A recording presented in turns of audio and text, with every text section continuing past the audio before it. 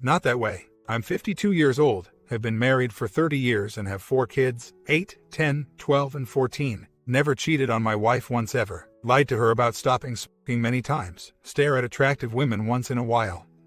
But never, ever touched. My wife has been home many years raising our kids while I worked. She recently got a job as a school crossing guard, and all of a sudden has developed a social life again. Yesterday, she dropped the bombshell on me. She met a guy last September, started off casually with coffee at the diner for 4 to 5 weeks. A few days a week. Last get-together, they jumped in his truck, took a ride. Kissing, touching led to unprotected you-know-what. She says she cried as soon as they got intimate and stopped doing it very quickly. At which point the guy yelled at her, "Why'd you start something you couldn't finish?" He had given her a prepaid phone which she eventually gave back so they could call each other and set up meetings without me knowing about it. Since this ended back end of last year, he disappeared. Can't find him by name, and he was on Long Island for work and had North Carolina plates. Said he loved her and wanted her to leave me. Things haven't always been good with us.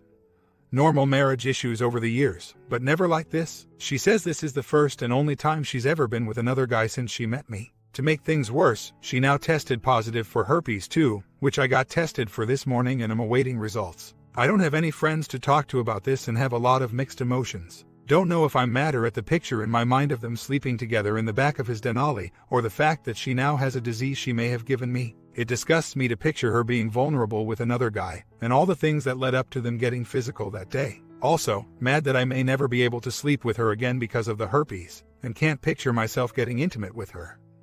While I'll picture them together in my mind. This whole thing really rots. I feel like if I find him, I'll destroy him. I'm mad, embarrassed, grossed out, depressed and a little numb. When she told me yesterday in tears, I held her close and told her people make mistakes and as long as you learn from them, we can work it out. By the time I got home from work, I was very angry, took my wedding ring off, and couldn't sleep at all last night. Again picturing my wife touching a strange guy haunts me. Please help with some practical advice, as my life as I knew it just fell apart. Thanks. Right now, I just feel plain sick. I don't even want to talk to her. We had a great life since the beginning. It's weird picturing her doing it with another guy. I always thought that was just for us. Now that she's been with another guy, I can't imagine it ever being the same again. She claims she's not a cheap woman, and I asked her, well, what kind of thing are you then? In my mind, that's the worst thing anyone can do to another person. Also, my guess is if she didn't see sores the weird crap and got tested, she never would have told me about her encounter. After all, it happened in September, and she just told me about it yesterday. As a matter of fact, the night before, she did give me a good time but wouldn't let me touch her. Probably because she was waiting for the results. Even if she had a sneaking suspicion she had something, why get physical with me the night before? And maybe transmits it to me? But it goes way deeper than that. I just can't, but can, picture her getting physical with him. And dropping her drawers in the back of his truck. Can't get the visual out of my mind no matter how hard I try. Wondering, was he any good? Was she comparing him to me? Was she wearing her wedding ring? All this and more keeps swirling around my head. She says as soon as they started, she cried and said she loved me too much to keep going. So he stopped. Guess that split second was enough to give her a nice going away present. What the hell did she expect when she first got into his truck and went for a ride anyway? How did she come home afterwards and keep a straight face? Did we sleep together that same night? Certainly, many times since. I'm ripped apart and don't know what to do. Comments. This is awful. I am so sorry. I completely understand why you held her and told it would be okay. It's because you love her and that is what you are used to doing when she is upset. Now you are a mess though. I would be too. If there is any hope of saving your marriage, if that is truly what you want, then she needs to be willing to do whatever it takes to make you trust her again. The saying once a cheater, always a cheater, is not too far off the truth. It is a tough cycle to break. Your trust in her will never be the same, and she will get frustrated with the constant distrust and suspicion from you. You will need to try MC for a while. This is not something that should be handled on your own. Both of you need to be ready for a lot of work ahead of you. If you are not willing to put this behind you, and she is not willing to do whatever it takes to earn your trust back, then it's probably over. I am so sorry. She did it only once, that too she cried and said no. Bull crap, it was definitely more than once. It's the way cheaters downplay. Ask her to come clean completely. You know that she only confessed because she got an STD. She knows that she may have given it to you and she is going to get caught. Ask her for a separation and take your own time to decide what you want. R or D. OM bought her a burner phone to keep the affair secret and they had car sex where she stopped it immediately. Yeah, right. Like everyone has said, trickle truth. You don't just go from working a couple of hours a day as a crossing guard to banging some guy from out of state in his car. There's more to this and you know it. OP responds, 1. There's no way I can look into their history. My wife as a crossing guard works from 7 to 9 a.m., then comes home, then goes back from 2 to 4 p.m. Sometimes she says she got home late because she stopped to go shopping and came home with no bags and had no explanation. She got tons of cell calls on her own phone with private caller and said it was from work. 2. I understand trickle truth. Now at this point, why not lay it on the line? How much worse can it get? 3. Right now I need to be calm and not make any rash decisions. 4. I think I want to save my marriage, although I'm not sure if it is a real marriage without anything physical. Although I'm sure others with physical issues would disagree.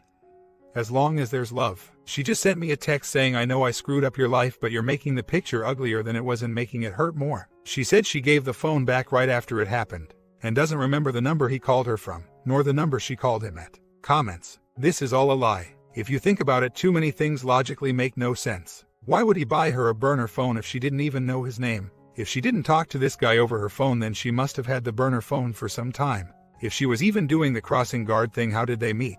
Why did the crossing guard have time to communicate with this person long enough for Anna to start and escalate? She is trying to rug sweep this and wants it all to go away. If she has a cell phone, you can look on the phone or at phone records. If she was a crossing guard for a school, then the guy most likely has a student at the school. And what, this guy just walks up to a crossing guard in the middle of the street and hits on her? Too many things not coming together. You can contact her supervisor at work and get a work schedule. She is still lying through her teeth even after all she has done to you. OP responds, this has been ultimate hell. I sat down with her yesterday and talked for hours. She gave me his name, but I googled everywhere I could and can't find him. Probably a fake name. I figure he is predator, and predators always hunt in the same area and bring their prey to the same place. I parked for hours last night, and again this morning on the corner of Main Street looking for a blue Denali with North Carolina plate. Drove for hours around the area and found nothing. I will kill this guy if I find him. Have no doubt, and I'll deal with the consequences later. But I will let him know why before I'm done. Where she was working that day is a quiet residential area. He'd have no business being there unless he lived there. If he's still in the area, I will find him. I asked her, and she gave me all the gory details. He pulled up one morning at her crossing guard post, and just started chatting about their similar trucks. Came back later with coffee and donuts. He would meet her in the morning and afternoon at her stops, and they'd go to donuts afterwards to talk. She said they talked about everything. He just showed up with the track phone and asked her to take it so he would know where she was at all times, so he could meet up with her. She returned the phone before the incident, as she said it felt too much like an affair and was afraid she'd get caught, but she called him and gave him her post schedule for the upcoming week so they wouldn't need to call each other. She estimates they had meetings at donuts 2 to 25 times, but it never got physical. At one meeting he suggested they jump in his truck and they went for a ride. He drove straight down to the East Marina, which nobody could ever find unless they were really familiar with the area. He said he wanted to go in the back seat just to hug. She followed him, and they tongue-kissed for 10 to 15 minutes. Then he started kissing other places. He unzipped, and you know where this is going. They did it. She says she can't believe how she let her emotions take over her common sense. She said literally they only got physical for 10 seconds, and she started crying, got off him and got dressed. He was yelling at her as she walked away from his truck. Then he pulled up next to her and offered to drive her back to her truck. She actually got in and took the ride, saying they didn't speak the whole way back. That's the last she heard from him. She did give me 2 numbers, which she thinks she remembers him calling from the track phone's caller ID, which I am calling over and over. She blames me for ignoring her and turning my attentions away from her and towards my motorcycle, my new motorcycle friends, and my motorcycle websites. She says he paid attention to her, told her he loved her, and actually listened to her. She says she got caught up in the emotions and made a giant mistake. But she also told me she's lived with horrible guilt for 9 months and wouldn't have told me if she didn't get the herpes, as she knew it would break my heart, but she swore she'd never done it before, and never would again. She offered to leave me, so I could start a new life with someone else. She also offered to let me leave her. I think she feels remorseful and horrible for what she's done. I really want to believe her and make the best we can of this life. But it's so hard getting the picture of the 2 of them out of my mind. I asked her what's to make me think she won't do it again in a moment of loneliness. Anger of just happenstance.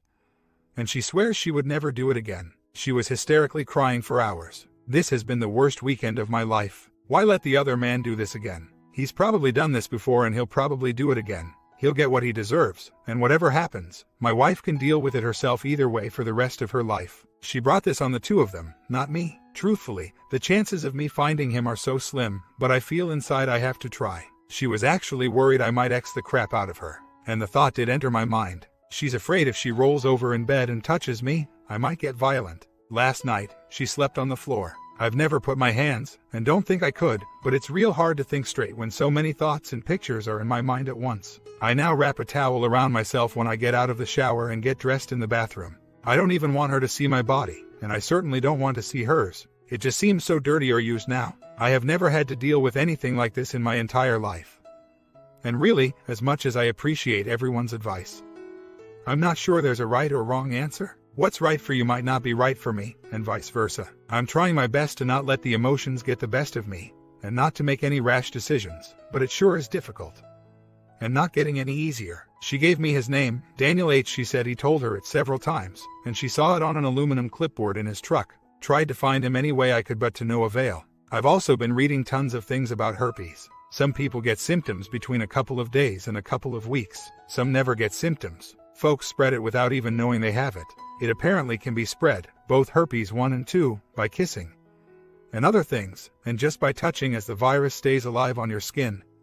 And you don't have to have open sores or outbreaks to pass it on, as I'm sure she would have seen sores on him beforehand. This is from 2 doctors and the CDC website, as well as many others. So maybe she did get it from 10 seconds thing, maybe from 15 minutes of kissing.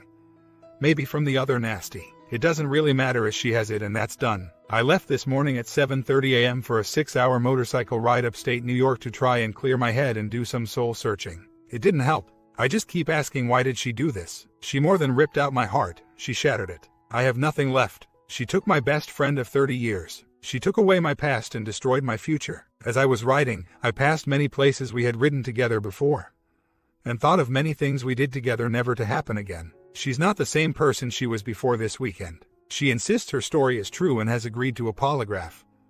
Although I don't know how that will really help, it can only get worse if she's still lying. She says it started off as a friendship, just meeting and talking, and she felt comfortable having someone listen to her and pay her some attention. Physical affair came up in the conversation, but she said she couldn't do that because she was married. Not because it was wrong, but just because she couldn't. She said she didn't plan it, it just happened and she hated it. I hate to say it, but I kind of believe her. If it was planned, she would have taken everything off. Not just one pants leg. She also would have gone to a hotel, rather than taking a chance of getting caught in a public parking lot. I also think she would have had a shred of common sense and stopped to pick up protection on the way. She may be a cheater, but she's really not an idiot. But she sure planned the meetings, she sure had her mind together. She was in the back seat, and she had ample opportunity to stop this before it eventually led to everything. Anyway, them kissing, him doing all the nasty things seems like a physical affair already happened to me. The last part was just the icing on the cake. The deed had already been done. She insists they just became really good friends, but in all the time I've known her, she's never slept with any of the other good friends. I don't get this, and I am torn apart. My life as I knew it has ended, and I don't know what the future has in store for me, her or us. Comments. For you to move on from this, you need to believe you have the truth. If it gets worse, it gets worse. That is her choice. If she is in fact minimizing things, she needs to come clean. There will be nothing worse for you than the constant wondering about what happened. As long as you feel you don't have the truth, you're going to wonder. OP responds, I know it sounds stupid to say I know my wife after 30 years of being with her after the latest events we've all been discussing, but I truly, in my heart, think she's wife number 1. I think me ignoring her and substituting my bike and riding to get away from the humdrum of home life and non-stop work made her very lonely and just craving attention. I think this guy strummed all the right strings to take advantage of her loneliness. True, he invested a lot of time in her hoping to get a good time, and I guess she fell for his words hook, line and sinker. I don't think she expected any long-term relationship out of this. And I think she truly thought she was making a new friend or confidant, and was afraid to tell me because she knows how jealous I am. Not for any reason, but I don't even like other guys looking sideways at my wife. I really think the emotions or heat of the moment got her, and she had second thoughts right at the end. Hard to put in words because I think it, but I do. I can see it in her eyes and hear it in her voice. I think she realizes we've hit rock bottom, and it could get worse if she lied any further. So, I think the lies are done. Even though a polygraph is not 100% accurate, she's willing to try it. Where do I go to get her one, and how do I write up the questions the examiner gives her? That itself should be a thrill. Holy crap, She says she called him on the track phone only about 3 or 4 times, only necessary when her work schedule post changed. So, she didn't use it that often. Since it was almost 9 months ago, she gave me 2 numbers which she's pretty sure is it. I call from my cell number with my hash blocked. One number says the caller you're trying to reach is not accepting calls. The second hash just lets me leave a voicemail. I sent a couple of texts to both numbers but haven't heard back yet. In retrospect, it will really do no good finding this guy. Just gives me something else to focus on, while I should be blaming her 100% and focusing on what's right for me. She says she wants to stay married to me, still loves me and never loved him, realizes life won't ever be the way it was, but wants to try. I started crying at 4:30 this morning and stopped around 5:15. Haven't cried that much in years. Guess it might be a good thing. Update. First, I went to a local private investigator, retired policeman for 30 years, and a PI for the past 10, primarily to see if he could help me find the guy. He said he deals with these issues daily and for $75 he would try. But his best advice was to forget the guy, as even if he found him and told me who he was, the ramifications of taking my anger out on him would be worse for me and my family in the long run, and he's never seen anything good come out of knowing who the guy is. Slowly but surely, I am putting the other man out of my head. Second, I asked him about the polygraph. He said for $500 he could do it, but I should save my money and spend it on a therapist. He said whether she had slept with one guy once, or 50 guys 10 times.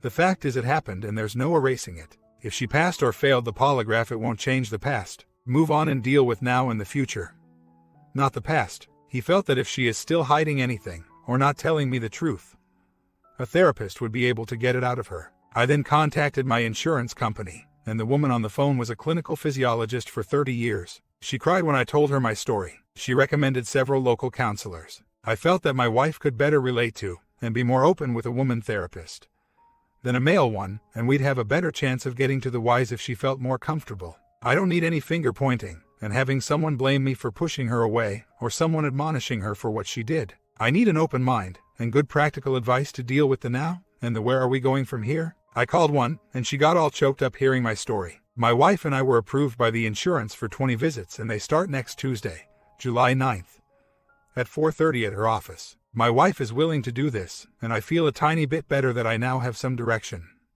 As little as it is, every little bit helps. Once I get the results of my blood test in a couple of days, we'll see what kind of mood I'm in then. I'm not defending my wife by no means, but it sure seems like the majority of you here really crucify the cheater and leave no room for doubt. I also don't really differentiate physical affair from the 1. Going in his truck in the first place, 2. Going in the back seat with him just for some hugs, 3. Start kissing him, 4. The nasty parts, 5. Her starting to touch him, and 6. The final part. I've known this woman a long time and have had slept with her a million times. I know what she likes to do. I asked her if she did this to him, and she said no. That would be disgusting. But I know her and can't believe she did everything else but that. Knowing she now has herpes, why would she keep lying and telling me it only happened once?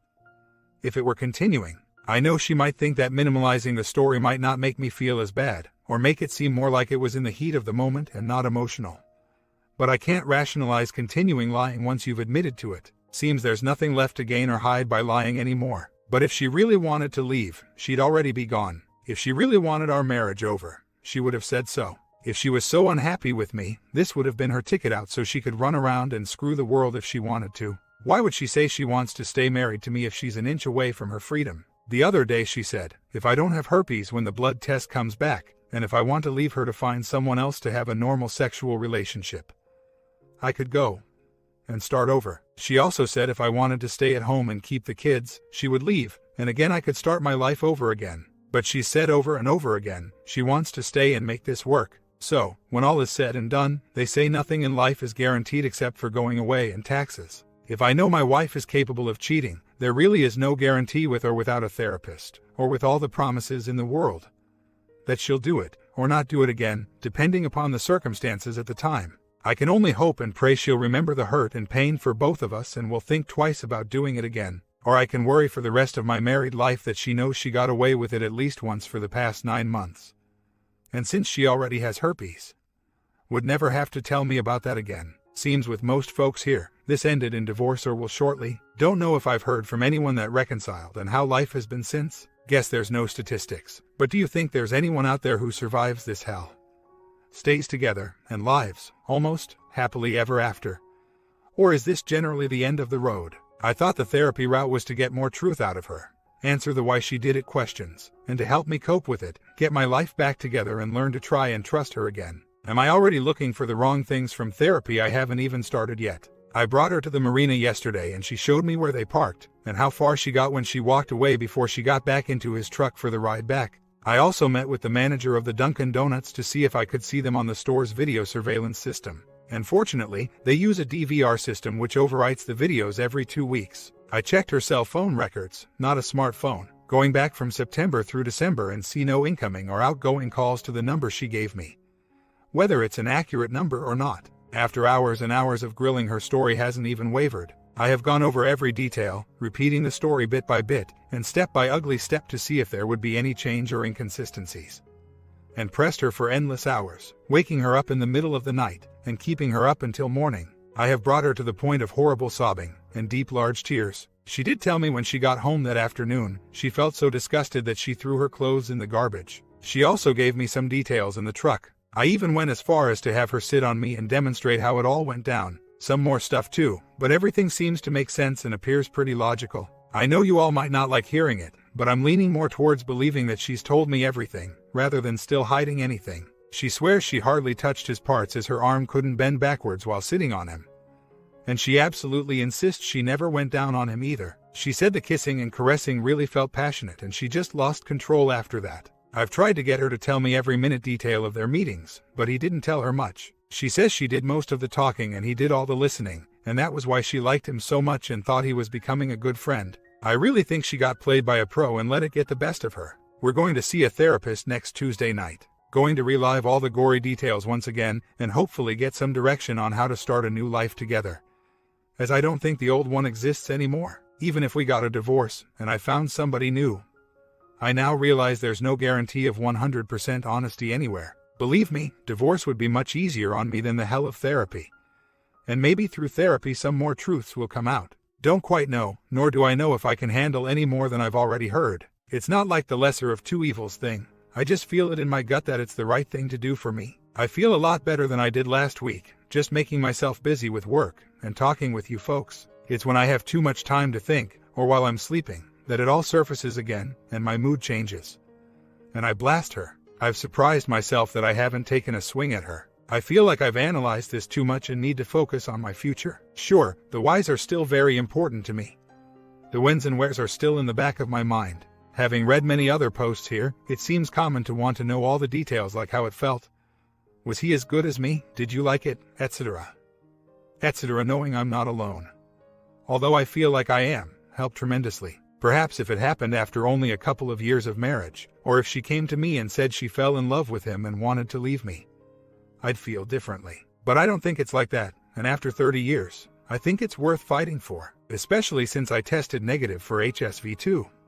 It would be so easy to leave, now that I don't have the stigma.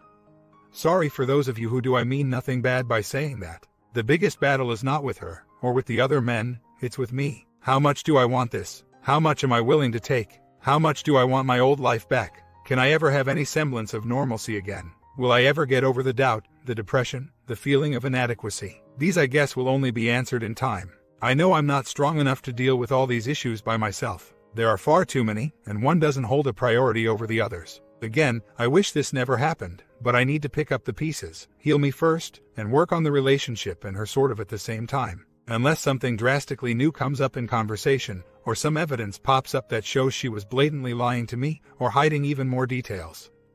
I think this is the way I'm going to go. I love being married and I love being married to her. She's just not the same person I married 30 years ago. I guess over time, people do change to some degree and I have to weigh the choices of staying married to her, or finding someone else, who might be even worse. Many thoughts spinning around my little head, but real good getting them out here. Better than my head exploding. Just wish I could stop crying like a baby so much. Don't even know why I'm crying. Just do. Don't know if I'm feeling sorry for me, for her, for us, or just desperately sad in general. I really hope this gets better before it gets worse. I hope my new life ahead with her is better than the old one. Obviously, I can't predict now about mood swings and arguments in the future. I can only hope for the best. We'll see if the MC can offer any help at all. For all I know, that will be a dead end, and then my decision might be made for me. Should I keep going on her for details, or give it a rest and see what the counselor can do for me and for us? First meeting with the MC was Tuesday. Next one is tomorrow morning. Can't believe how fast an hour flew by.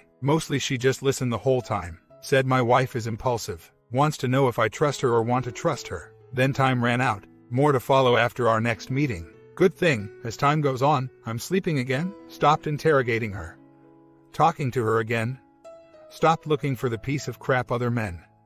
And life is slowly but surely moving on. An update a day later. Did a double session for almost 2 hours today. A fair amount of yelling, crying and eventual understanding. This takes nothing more than a leap of faith on my part. The MC recommended we start the reconciliation now, as this is going to take a long time. She said we both have to start trusting each other, and we should consider sleeping together now, as we enjoyed it together for so many years. And it would help to start off our new relationship, and it's the only intimacy we've ever known, as neither one of us are big talkers. I'm still up in the air about that, but giving it some thought. My ignoring my wife, not being a good listener, and not being as emotional as she would have liked over the years did not justify her actions, but seems to have been the catalyst for our growing apart over the last few years. At this point, for better or worse, I'm believing her story, because if I don't, it will be like an anchor never letting us move on. I have to learn to trust her again, and she has to demonstrate that she deserves the trust. I told her this hurts me so much, that I know for a fact I could not ever handle anything like this again, ever. I laid down some ground rules, that if she follows them, will not put her in a compromising situation again. And that she has to internalize that the reason she shouldn't do this again is not only because it's wrong, immoral, unethical, and because she's married, more so because she has a husband at home who loves her unconditionally, and that she would not like anyone doing this to her. What she did to me, I think that's enough to build a relatively stable foundation and can only hope for the best in the future. Accountability isn't the issue here. Moving on with living and not dwelling on every detail which was continually killing me is. I will not forget the past, but if I don't try to bury some of it, it will bury me. And there's no way I can move on and try and repair things if I keep thinking the way I was thinking. Also, if 2 weeks of hell isn't enough, what's a good number for you? 5 weeks, 3 months, a year? I can only punish her for so long until we can move ahead and try to make things better or start off fresh. Every time I punish her, I punish me. It hurts both of us at the same time. Her lifestyle might be the same, but her life is totally different. She's now accountable for everywhere she goes, and every minute she's gone. I truly think she make a huge mistake, realizes it wasn't worth it, and realizes the damage it caused. With the sheer giant number of posts you have compared to my measly handful, I'm sure you know more about this topic than I do. Only thing is, I know me better. I came here for help, guidance, sympathy, to vent, advice and all that, and I'm willing to listen to any and all advice and put nobody down for their opinion, as we all have different reference points. So, don't worry that your angry sounds like it's with me. I'm glad to listen to it, but sometimes I have to keep moving on with what I think is the best plan. The only way I can gauge remorse is by her actions. She has apologized profusely over and over again. The other night while she was laying in my arms, she sobbed for about an hour and a half. I think she's realized her mistake and how it has affected both of us individually and as a couple. I want to move on and make the future as good as it can be for us, given the circumstances. I can only hope that at some point she will recognize what drove her to do this, and why she did it, and internalize it so it doesn't ever happen again. A month later update. Life is moving on. A new life. Meetings with the marriage counselor once a week for an hour and a half are helping a lot. The initial anger and disbelief have basically subsided, although I do have an occasional relapse. I have stopped waking my wife up in the middle of the night and interrogating her, which has reduced the pain for both of us.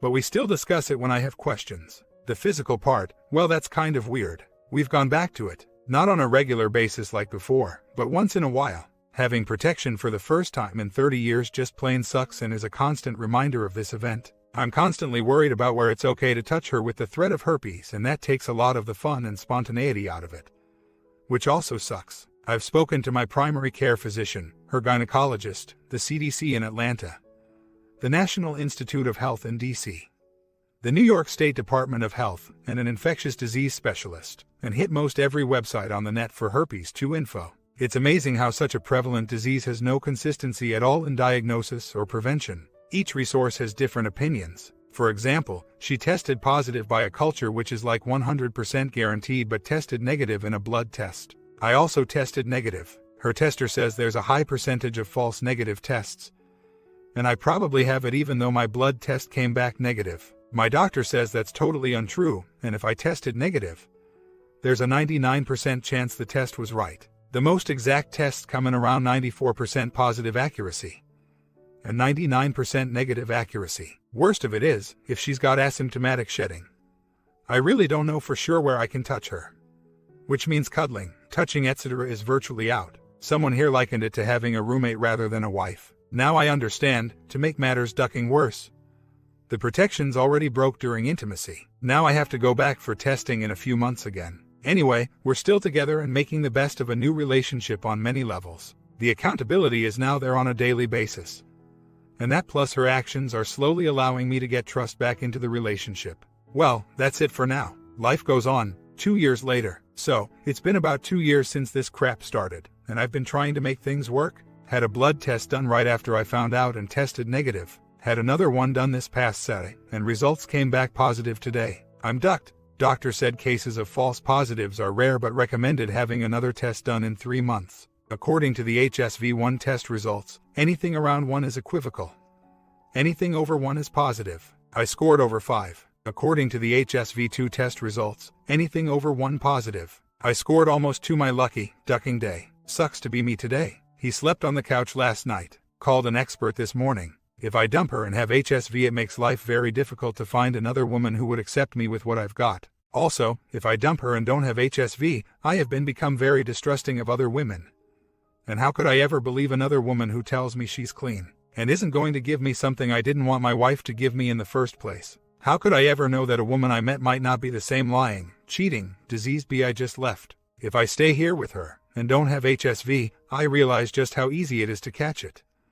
As there are rarely signs, and even medication won't stop her from giving it to me now or sometime down the road. If I stay with her and do have it, I guess I don't have to worry about anything anymore, as she can't give me anything I don't already have. I can't be the first one to be this confused. Understand now, this sucks no matter how I look at it. Love can't be quantified or qualified. I used to love and like her, then I loved her but didn't like her, then I hated her. Now I'm numb. Just can't see how you can love someone who takes the most private, intimate and personal thing two people can have between each other and just give it away to someone else. No matter what the reason. Maybe there's different types of love in this world. I don't know the answer to that and find it very difficult justifying either answer. Staying together for my kids' sake would be a mistake I've seen many others do before. Home life sucks for us and the kids. I still can't see a strange guy moving into my house and seeing my kids more than I do. Can't see me abandoning my kids. But I also don't like the idea of me wasting away in a miserable life until my kids grow up and move out on their own. Too many good years left for me to waste what I have left. A lawyer once told me I'd have to leave, and I can't make her leave if she doesn't want to. The lawyer said a cheating spouse is not looked at highly on by a judge, but it doesn't make her a bad mother.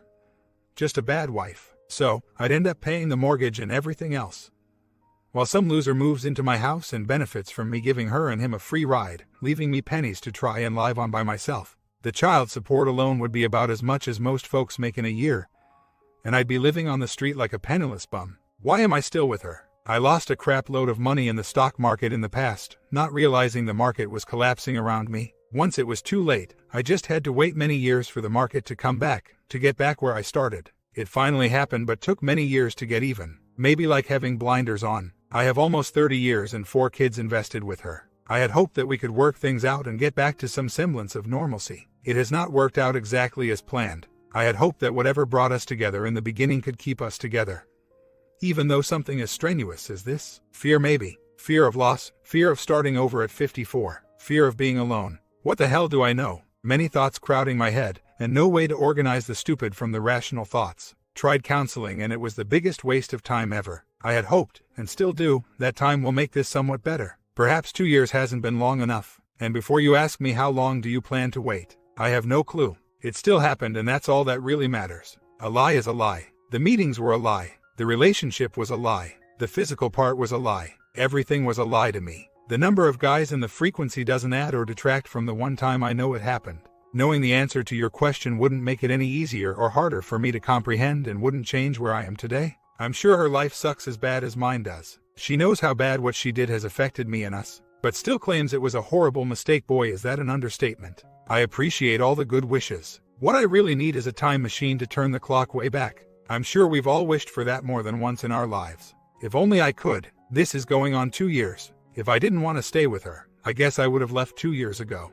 The bad thoughts don't go away. I still bring it up every time she does something to piss me off. I still don't have any trust left in her. Perhaps 2 years isn't enough time. I just don't know. This is very complicated and a million thoughts run through my head every day. This may never go away. An update on the newest blood test. I got a prescription to have blood drawn to have an HSV2 test last week. Went to Quest Labs, but they don't do the actual test, which I already knew, and they won't draw blood and let you take it with you. Nor will they draw blood and send it to a non-Quest lab for analysis. So, I went to a local hospital, and they drew the blood, spun it, and sent me home with a tube of my serum. I packaged it in a kit that University of Washington sent me and dropped it off next morning delivery. It is now in Seattle and the test takes 1 to 2 weeks. Eagerly awaiting the results. If it comes back positive, I'm done testing and accept that I now have HSV2.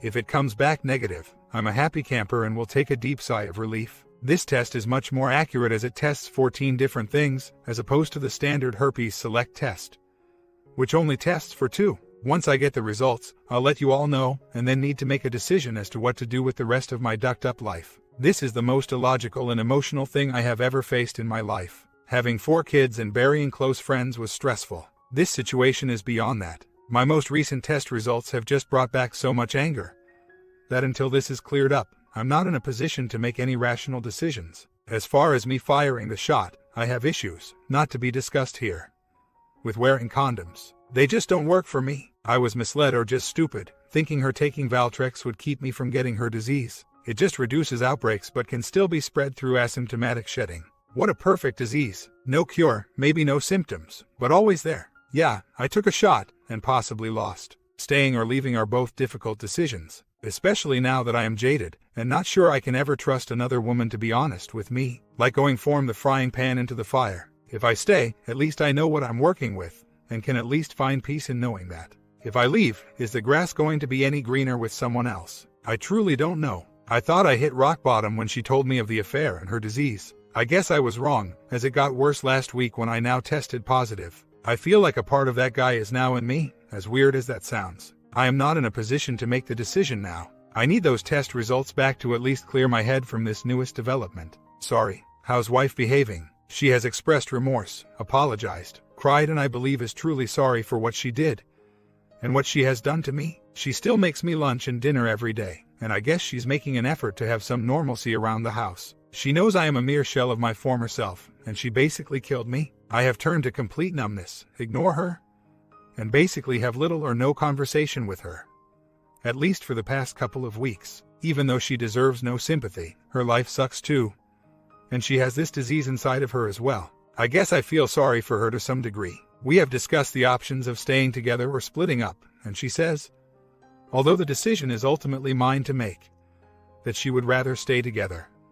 Not for the kids, but for us. It can never be as it was years ago, but we're hoping to at least make it better than it is. It's hard, thinking you're going to spend the rest of your life with someone, only to have that plan change after all these years. At almost 55, I'm not looking forward to being alone, nor starting over. I'm sure she isn't either. The kids don't know and maybe never will. At 10, 12, 14 and 16 they couldn't handle it, and it would destroy them. Hell, at 54, I can't even handle it. By being intimate with her several months after she told me, I was trying to get things back together and back to as normal as possible. Don't confuse forgiveness with trying to reconcile. Won't know for sure for another week or 2 until the test comes back whether I have it or not.